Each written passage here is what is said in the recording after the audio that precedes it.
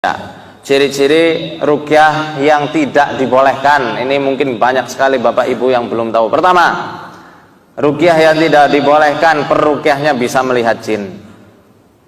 Oh, peruqyah syariah, baik saya, Ustadz Junaidi, Ustadz Adam, pendahulu-pendahulu kami, tidak ada yang bisa melihat jin.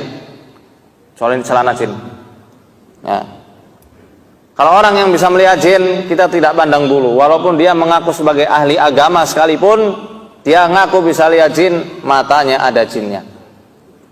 Bahkan Imam Asy-Syafi'i mengatakan, man za'ama annahu ra'ahum ruddat syahadatuhu wa uzira li mukhalafatihil Qur'an. Barang siapa ngaku-ngaku bisa melihat jin, maka kami tolak persaksiannya dan dia harus dihukum karena telah menyelisih Al-Qur'an. Al-Qur'an ayat yang mana? Ayat 27 surat Al-A'raf di juz 8.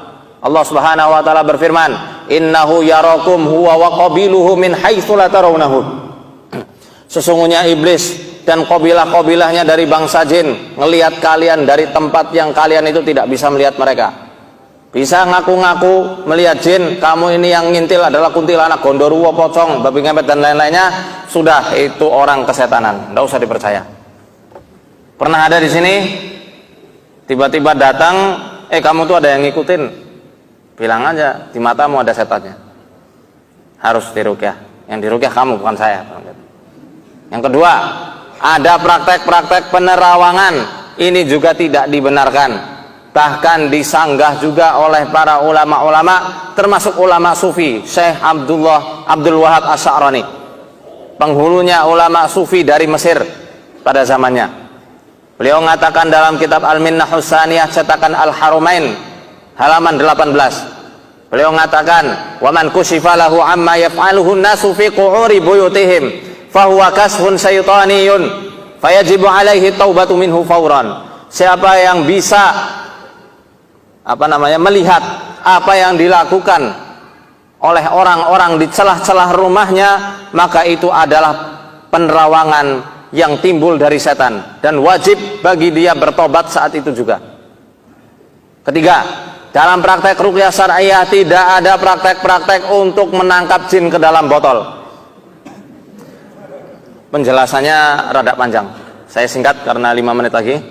Yang keempat, tidak ada praktek-praktek mediumisasi, menangkap jin kepada orang yang nggak tahu apa-apa, dimasukkan jinnya. Kalau dalam Shaman King tuh yoi katai, Amidamaru masuk. Nah, itu tidak ada dalam ruqyah syariah. Kalau semacam itu ya nggak ada bedanya sama dukun-dukun. Nggak ada mediumisasi, hukumnya haram. Dalam kaidah usuliyah dikatakan al aslu fil madar at-tahrim. Hukum pokok dari sesuatu yang membawa madarat hukumnya haram. Kaidah usuliyah. Itu memadaratkan orang lain, tidak boleh. Yang keberapa tadi? Kelima, dalam praktek ruqyah syariah tidak ada praktek-praktek melukis wajah jin. Nggak penting. Kita nggak perlu ngurusi wajah jinnya mau cantik, mau laki, mau cewek. Udah, yang penting kita obati. Seperti itu ya. Kemudian tidak ada praktek-praktek mengusap telur, keluar paku, keluar jarum, itu nggak ada.